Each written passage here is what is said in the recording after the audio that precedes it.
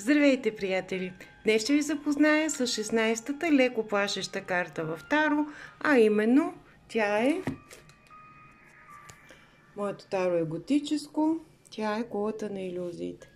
Кулата на илюзиите е една карта, която е с стресове, която е с разруха, с разрив, с криза в отношения, която ни кара да се стреснем лекичко, за да остане стойностното, премахвайки излишното, устарялото, негативното.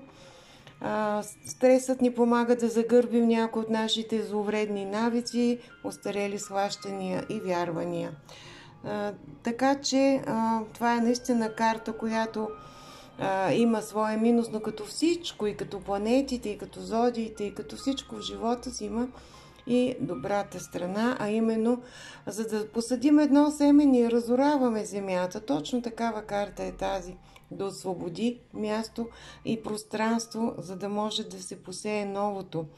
Един катарзис. Това са наистина драматични промени от съдбата, които трудно може да избегнем. Просто трябва храбро да преминем, защото този катарзис, в крайна сметка, ще ни освободи в голяма степен от егото, от остарялото, от ненужното, за да видим нещата на фокус.